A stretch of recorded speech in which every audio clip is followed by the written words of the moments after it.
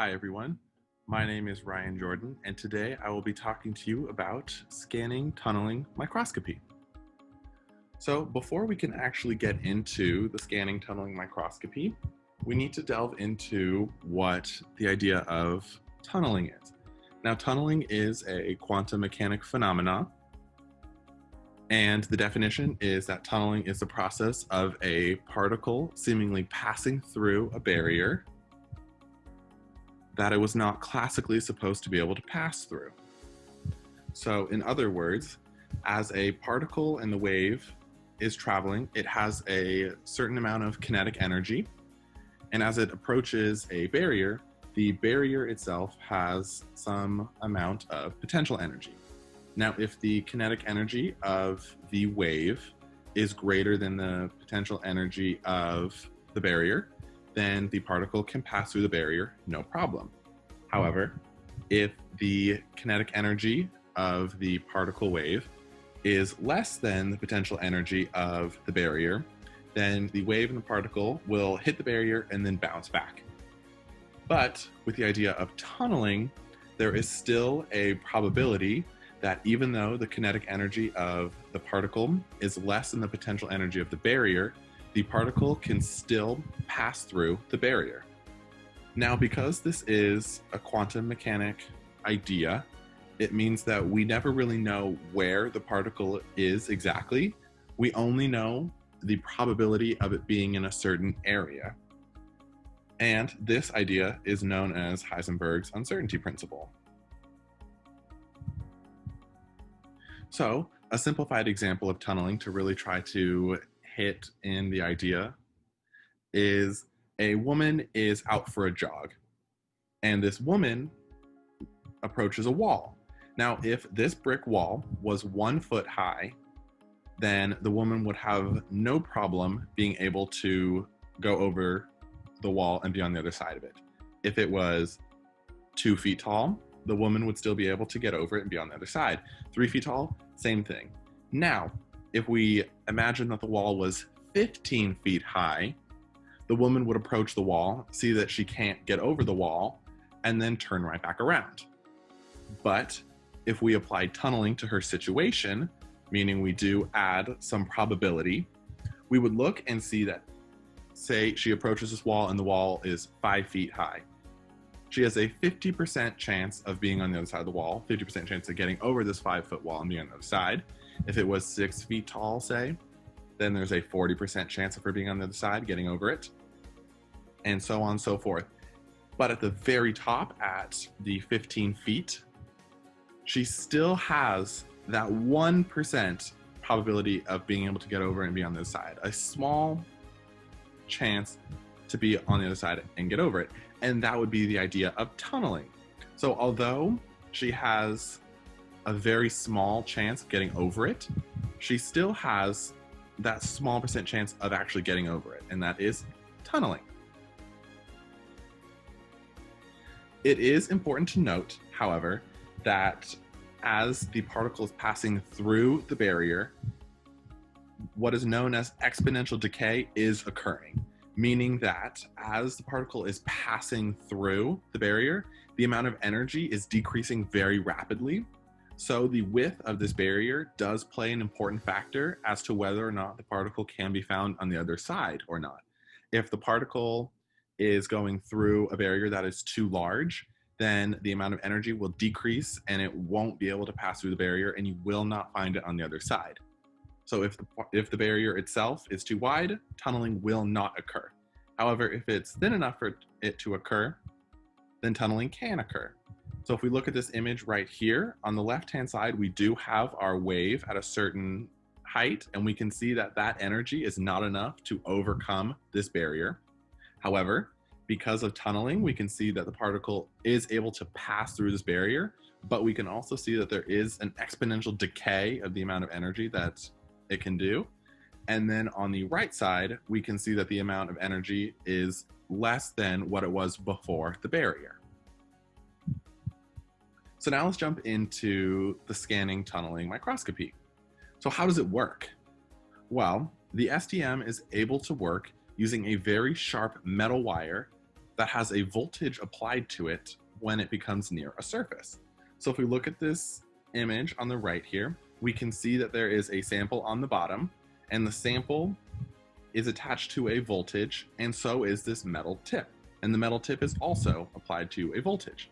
Now, as this metal tip is being scanned over our sample, this voltage is constant, and if the sample is close enough to the tip, then electrons will jump through this vacuum in the actual machine, and the electrons will be picked up by this metal tip. And that is the reading that the program will get on the computer. So as this metal tip is scanning back and forth, it is picking up electrons from the sample that it is close enough for tunneling to occur.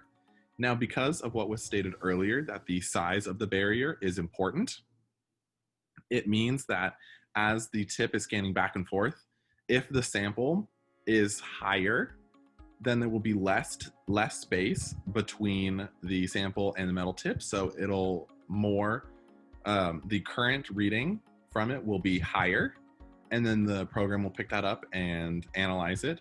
And if the distance between the tip and the sample itself is smaller, then the current reading will be smaller, and the program will also pick up. And therefore, we are able to get these peaks and valleys in the sample, and that's really how the STM works with our sample. So what is it used for? Well, our scanning tunneling microscopy is mainly used for imaging the surface of molecules.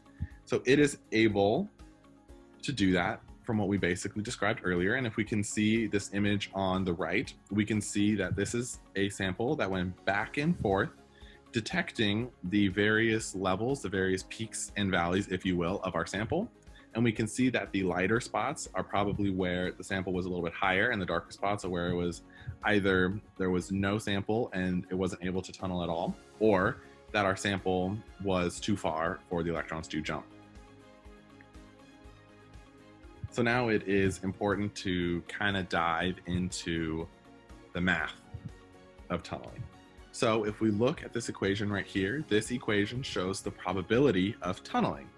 So T, or the probability of tunneling, equals 1 plus V naught squared over 4E times V naught minus E times sine H squared times L over H bar times the square root of 2m times V naught minus E, all to the negative 1. V naught being the height of our potential barrier, E being the energy of the particle that we are looking at, L being the width of our potential barrier, and then m being the mass of the particle. So as we saw from previous examples, our V naught, if we look back at the woman trying to jump over the wall, the height of our potential barrier was going to be that 15-foot high wall. Our L is going to be the width of the brick wall, let's just say 2 feet. E is the energy at which the woman can get over the wall, and then m would be the mass of the woman. And then we would be able to find the probability of tunneling by doing this. It's also important to note that the probability of reflection can also be found using this equation. So because the probability of reflection plus the probability of tunneling is going to equal 100, you are either going to find the particle being reflected after it hit a barrier or through the barrier. It means that if we find the probability of tunneling, then we just subtract that from 1 in order to get the probability of our reflection. So for example, if we go back to the woman trying to jump over the wall again, we found that there was a 1% chance that the woman was able to tunnel through this brick wall. So the probability of reflection is going to be 1 minus 0.01 or 0.99, which means that there was a 99% probability of her being reflected. We can also look at the math surrounding the harmonic oscillator. So tunneling is when the particle appears on the outside of the harmonic oscillator model. So if we look to the right, we can see the harmonic oscillator model as it relates to different wave functions. So if we look here, if we look at our V equals 0, we see this kind of pink purpley color of our wave as it hits our parabola, which is our harmonic oscillator model. So the probability of tunneling would be where the wave function is outside of our harmonic oscillator. So if we think of our harmonic oscillator parabola being like a bowl, then the particle being reflected would be all the wave function within the bowl.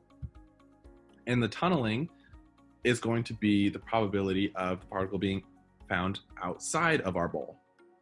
So we can look and see that the tunneling equation, if we look down below, is going to equal an integral from negative infinity to our negative turning point. And our negative turning point is going to be where our harmonic oscillator meets our wave function on the negative side of our axes.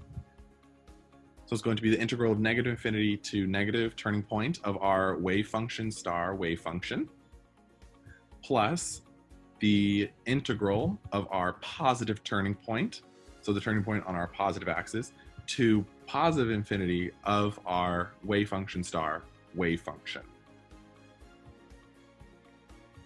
So why could this be important in certain senses? Well, in the future, we can really use it for metal organic framework analysis. So a metal organic framework is a class of compounds that are comprised of metal ions held together by organic linkers. So as we can see from this simple diagram, we have our blue organic linkers with our red metal ions to form our metal organic frameworks over to the side here. And these metal organic frameworks are just our units, our single unit of our metal organic framework as a whole. Now, these are very interesting in the scientific community because of their porous nature, because they are technically, we can think of it as like a hollow cube. The pores are great for storing gases, filtering gases, releasing gases. So they are very useful in fields such as air purification, or even in today's society, they'd be great for filters to put in masks that can filter the breathing back and forth that we wear. So it's just very interesting in the scientific community. So we can use the STM with these metal organic frameworks. So because our metal organic frameworks, its uses can vary depending on the chemistry and the surface chemistry of these metal organic frameworks, it's very important to know what the surface chemistry of our metal organic frameworks are. And the STM would be a great choice for analyzing and imaging these surfaces in order to see if there's anything going on with it.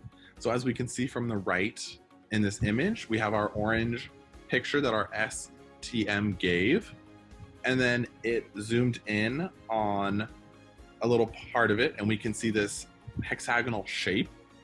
And then based off of whoever made this metal organic framework, they would know that this hexagonal shape would relate to this structure to the right of it. And then they would know that that part is in the metal organic framework. So that would be a great use because we can use our STM to analyze the surface chemistry of these metal organic frameworks in order to make sure that the surface chemistry is what we need these metal organic frameworks to have to make sure that they can do what we are hoping they are able to achieve in the future. So thank you so much for listening. I hope you have a great rest of your day. Thank you.